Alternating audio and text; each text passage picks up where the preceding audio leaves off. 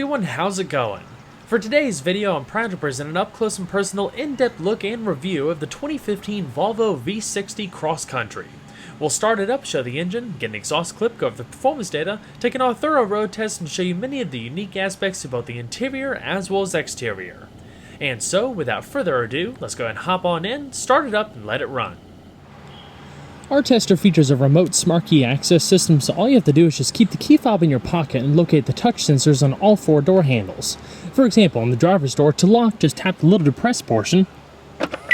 The vehicle chimes and folds in the mirrors. Then after waiting a second, grab behind the handle, and that automatically unlocks the vehicle. This example is finished in crystal white pearl paired with Volvo's Sport Contour seating wrapped in off-black leather upholstery and brown accent stitching. The interior is also decorated in polished aluminum trim with the optional urbane wood inlays.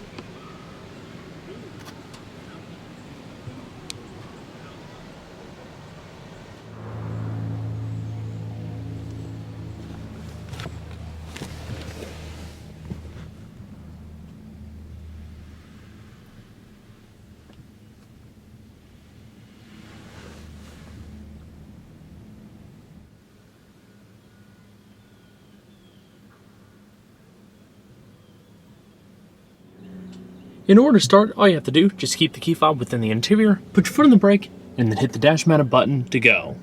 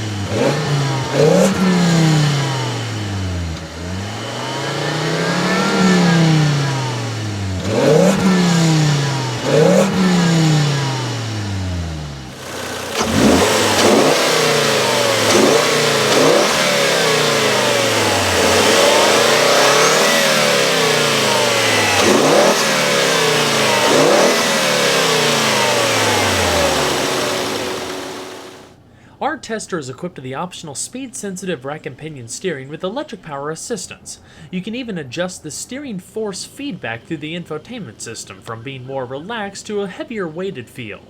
It's all routed through a beautiful 3-spoke steering wheel with split lower spoke. The multifunction controls are located on the upper spokes and it's decorated in polished silver trim. We'll talk more about driving behavior a little bit later in the video, but the Cross Country is available only with Volvo's 6-speed Geartronic automatic transmission with driver adaptive capabilities as well as Sport mode. The Sport mode, by putting it into drive and tipping it to the left, raises up the shift points and makes it feel a little bit more dynamic. You can also shift the vehicle manually via the selector below. Our Platinum tester comes standard with an adaptive backup camera with guidance lines. You can also adjust it to zoom in for a little bit more precise maneuvering.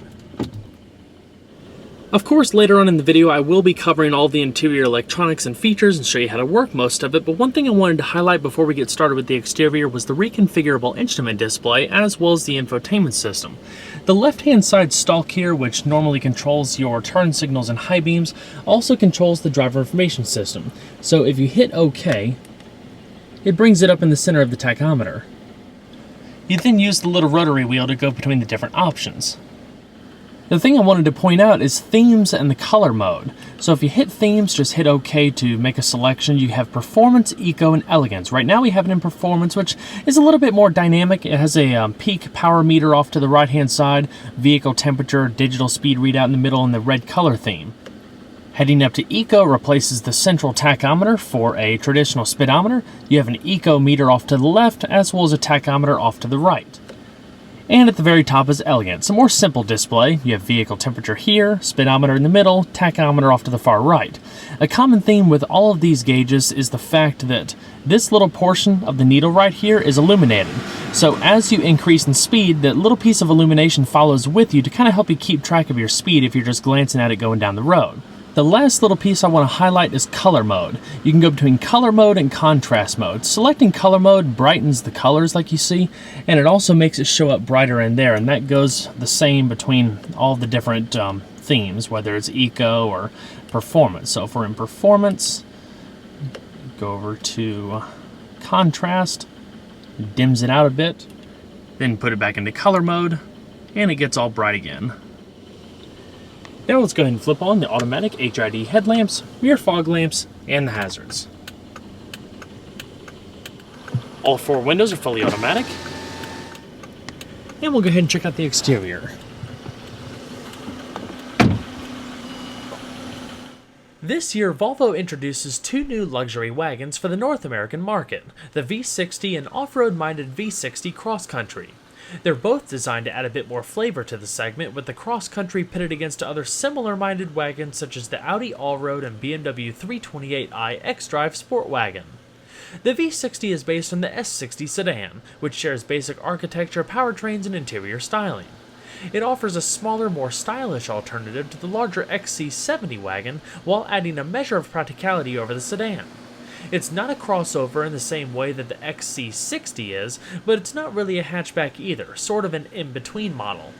Initially launched for various European markets in 2011, which is when we received the latest generation S60, the V60 is a pretty sweet option if you like wagons. For one, it offers one of the most comfortable interiors I've been in lately and looks pretty cool. The Cross Country wasn't really made to go rock climbing or forge streams, but made for those looking for a vehicle capable of light off-roading and other similar tasks where its 7.9 inches of ground clearance could come into play. That's 2.6 inches higher than the standard V60.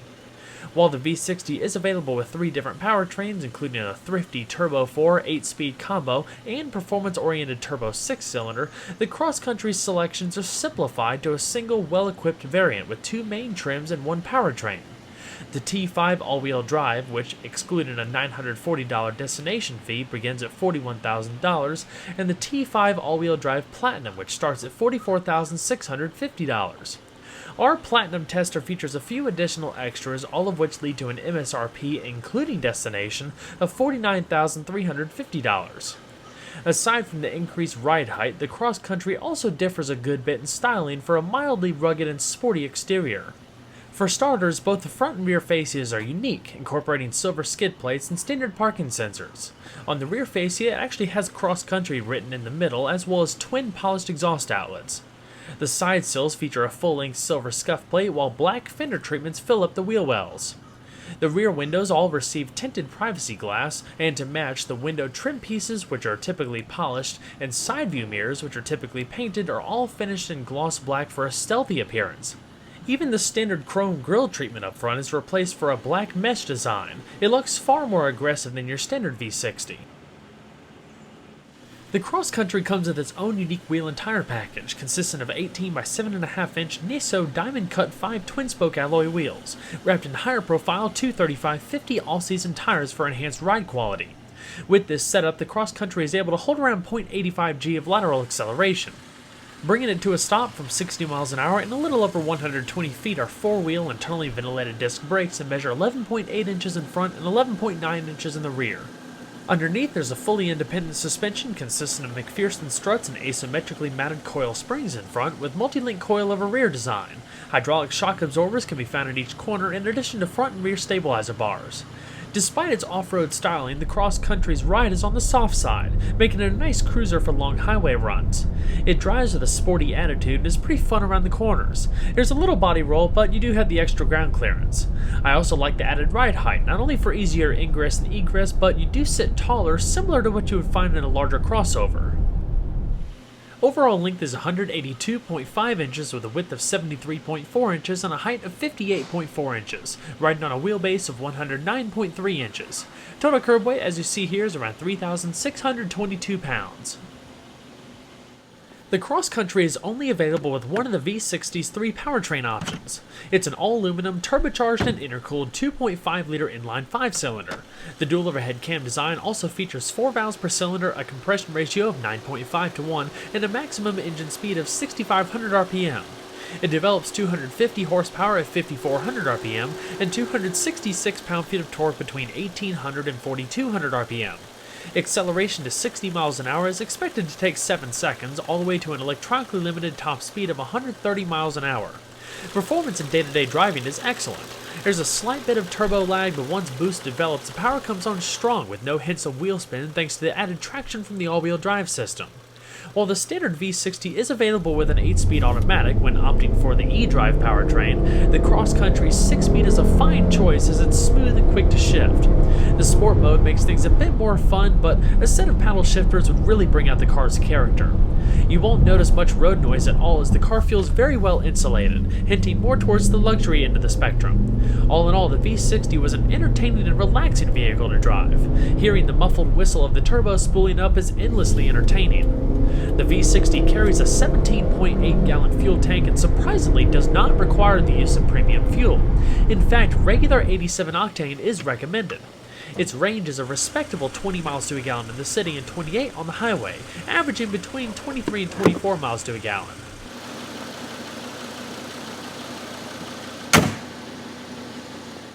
The V60 absolutely took me by surprise when it came to the interior. The fit and finish is top-notch, blending a heavy dose of premium soft-touch materials and beautiful polished trim in an elegant yet simple design. Opting for the urbane wood adds a lot of class and elegance over the standard shimmer graphite trim, while piano black wood inlays are also available. Honestly, the overall build quality, in my opinion, is right up there with competitors from BMW and Audi. The environment just feels so much more refined than I initially thought it would.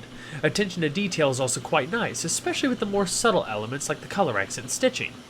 All cross-country V60s are fitted with Volvo's Contour Sport seats with standard leather upholstery. I've always thought Volvos had some pretty comfortable seats, but these were amazing. They have a ton of upper and lower lateral support with plenty of padding stuffed into those bolsters. Back support is excellent, and I love the flared upper backrest. Of course, all the adjustments are powered along with power lumbar and memory settings. It's pretty easy to find a comfortable seating position with the simple controls off to the left-hand side. The way the seams flow over the bolsters and across the middle portion of the seat really adds that extra dose of sporty flavor. There are small storage pockets in the front of the seats, as well as adjustable headrests and seat belts. Volvo's Side Impact Protection System, or SIPS, basically consists of reinforced steel side structures with different grades of steel for energy absorption, all in an effort of reducing intrusion in the event of a side impact, not to mention side curtain airbags for the front and rear occupants and torso airbags for the front occupants. The steering wheel itself is manually tilting, telescoping. Off to the left-hand side, you have an electronic parking brake, trunk fuel cap, and all of your lighting controls. A power sunroof is standard. So let's go ahead and see how she sounds.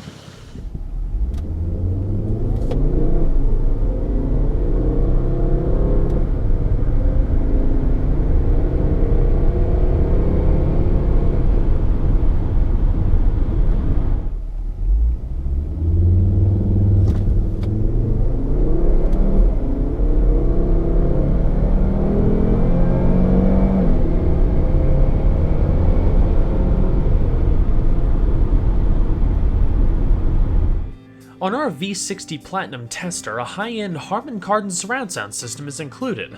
Compared to the standard 160-watt 8-speaker setup, the HK brings a 650-watt amplifier and 12 speakers for a notable boost in quality and power. It's all routed through Volvo's Sensus navigation and infotainment system with Volvo on-call roadside assistance and app connectivity.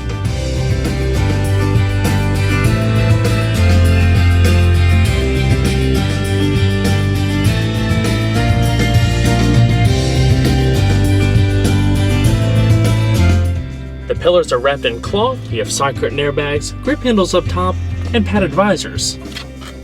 Illuminated vanity mirrors, 3-position garage home link, and your hands-free Bluetooth microphone. You have this beautiful frameless rearview mirror that's auto-dimming and also has your compass off to the top right. In the upper stack, you have the controls for your fully automatic sunroof, SOS emergency roadside assistance, and to mention your interior illumination and reading lamps. There's also some subtle areas here and there you can notice some LED ambient illumination. The thing I like about this center stack is it's very much focused to the driver, especially when you're sitting in the back seat looking straight ahead. You can see that this section right here is cocked a little bit towards the left. You have a central air vent here, over here, that provides it for the driver, and then the other two over there for the passenger. Right beneath the center air vent, you have an in-dash CD player, and you can definitely tell that this is a little bit of an older design right here, just because, like, with so many new models coming out right now that are going to primarily touchscreen basis, or just a little bit cleaned up in the middle right here. Even though there's a lot of buttons, it's still pretty simple to use. I've at least found it very easy to get used to.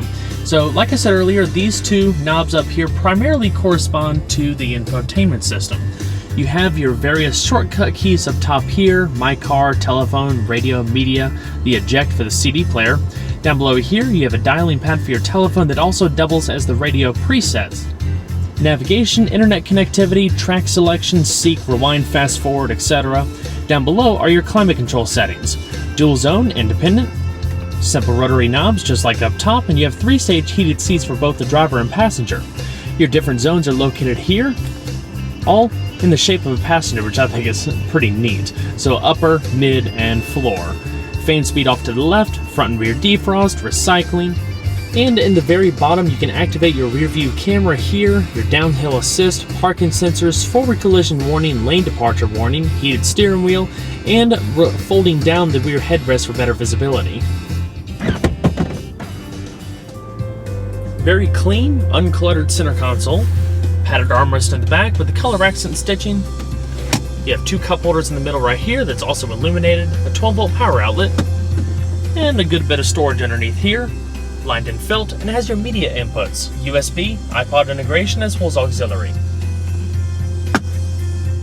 The floating center stack is probably one of the most striking aspects of the interior. Sure, you have a little bit of storage back there, but just look how thin it is. It's very elegant and modern. So now I'm going to give you just a quick run through the infotainment system. In the center stack, you'll find 2 main rotary knobs here. This one controls the system power, volume, and you can access your sound adjustments. The other one over here corresponds to your tune or different menu selection, hitting OK, and your back button. Right now, we're in the media screen, activated by that media button right there. If you click it while in this screen, you can bring up your different shortcuts for your disc, USB, iPod, Bluetooth connectivity, and auxiliary, just using the OK button to make a selection. You have little sub-menus as well, denoted by that little icon right there. If you hit the OK button on the right-hand side rotary wheel, you can bring up those options, and the back button to go back to the previous menu. You'll also notice that you can put a digital speed readout up there, your clock, and climate control settings down below. The same settings go for the radio screen. If you hit radio once more, you can go between the different features, including Sirius weather updates. Again, off to the far right, that little sub-menu, just hit OK. Brings up some extra options for Sirius, or if you're in FM, you can activate HD radio. When you're in one of these screens, you can also keep hitting back and go to the system main menu, where it has all the different system functions. If you didn't want to use the shortcut keys down there, then just use the little rotary wheel to scroll between them. Alright, so other features include hands-free Bluetooth telephone, where you can pair a device, store contacts, and voice dial. Hitting My Car kind of brings up your vehicle customization options. Up top, it shows you the status systems for the various safety features, and if you hit OK, where it says My V60, you have all of your different personalizable options: maintenance, repair, tire pressure monitoring system, and it gets very, very specific. It's a highly customizable vehicle. Hitting Nav brings up your map, and hitting it once more brings up destination entry. The V60 also has internet connectivity, whether it be for a web browser or loading up apps. As far as the steering wheel, on the right hand side you have your radio controls and hands-free voice commands. Help. This source is not voice controllable. The following sources are voice controllable: navigation, phone, radio, or media. And to the left-hand side is your cruise control. This particular vehicle is actually equipped with adaptive cruise, so once you activate it, you can use these two buttons right here to adjust the following distance to the vehicle in front of you. Alright, so the reconfigurable instrument cluster, like I touched on earlier, you have fuel off to the left-hand side and what gear you're in off to the right. I showed you earlier like how all this stuff can be customized, but if you go to the menu by hitting OK on the turn signal stalk, you can see all the other different options. Messages, trip computer reset, service status. You do have your outside temperature here, a digital clock, as well as road speed limit, which is a pretty handy feature. You have your front and rear wiper controls to the right, and to the left you have your high beams, turn signals, and driver information system. I may have to double check on this, but I believe that slot right there is to put the key in and charge the fob's battery. Alrighty. So let's go ahead and shut her down. And check out the back seat. Like we talked about earlier, this is pretty much the first time I've actually been able to get super in-depth and actually drive one of the newer Volvo products. So this is definitely a learning experience for me as well. But same thing like I said with the front, the back seat build quality and overall comfort is absolutely fantastic. I mean, everything from, just the padding in the seats to the fact that they actually put vents up in the B-pillars. I actually prefer B-pillar vents versus to the traditional console vents, because these basically hit you like right in the face instead of having to try to like disperse throughout the back seat and stuff. So it's a little bit more direct, kind of a premium feature I think, but definitely very nice on a hot day. So overall comfort, like I said, it's first rate. I mean, there's plenty of padding in this lower cushion, just like you find in the front. The backrest is a little on the firmer side, but they have a good amount of lower back support, and there's a lot of built-in lumbar right here, which definitely supports my back and should make it quite an enjoyable vehicle for backseat passengers if you decide to take it on a longer trip. This particular model also has 3-stage heated back seats, only for the outer two. The middle seat is not heated. Which brings me to the next point. You can sit 3 people back here. There's a little bit of a drivetrain hump right here, but there's a lot of room between the seat and the console, so there should be plenty of room to kind of stretch out and stuff, especially for like 3 people of my size, for example. In the middle, you do have a fold-down padded armrest with some hidden storage, as well as 2 cup holders. With the middle row passenger, you can also raise the middle portion of the backrest here for an additional headrest. Of course, for better visibility, you can put it down like I have it right here, so you can have a clear line of sight out the back window. And that goes the same for the other headrests. Like I showed you earlier, you can press a button and automatically fold them down, which gives you an even better line of sight to the little quarter windows back there.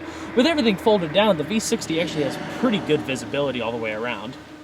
Interior room, I'm 5'10", and I probably have 2.5 or so inches of headspace and maybe about that much or 3 inches of leg space. The back seats are actually cut out in the middle right here to give you a little bit more wiggle room. You have storage pockets on each of the back. There's a 12-volt power outlet back there, and up top, extra illumination, grip handles, and coat hooks. All in all, like I said, it's a very nice environment. Build quality is good. Good solid feeling all the way around. I mean, you really can't go wrong. So that's pretty much it. Let's go and check out the rest of the vehicle. The V60's hatch makes it easy to stow taller items versus a traditional sedan. The premium interior elements also transfer to the rear, where you're greeted by a polished aluminum entry guard, soft carpeting, LED illumination, and a 12-volt power outlet.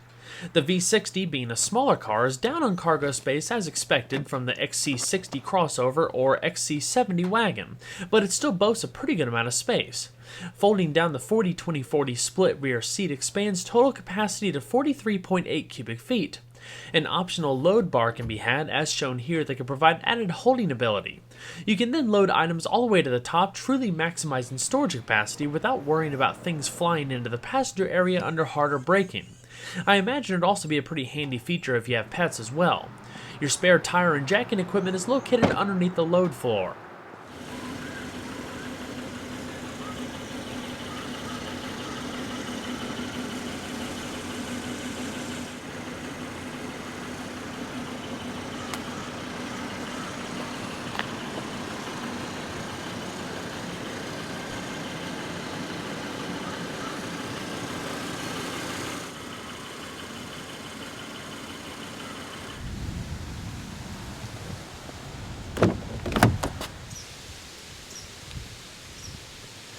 The passenger seat also features full power adjustment in addition to power lumbar.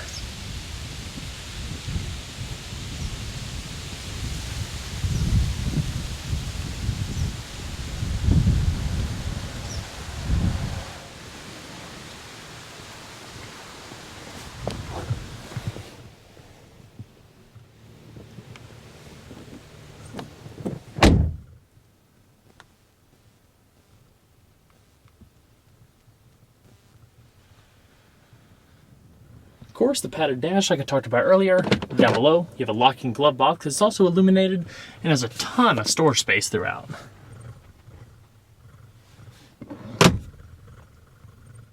The V60 is quite the stylish alternative to your traditional wagon, featuring a comfortable interior packed with plenty of premium features and quality, not to mention pretty decent performance and fuel economy. If you're looking for something a bit different and unique compared to the German competition, the V60 should definitely be on your shopping list. Well, everyone, I hope you enjoyed the in-depth look at the 2015 Volvo V60 Cross Country. Be sure to stay tuned next time. There's a lot more where that came from. Take care, everybody.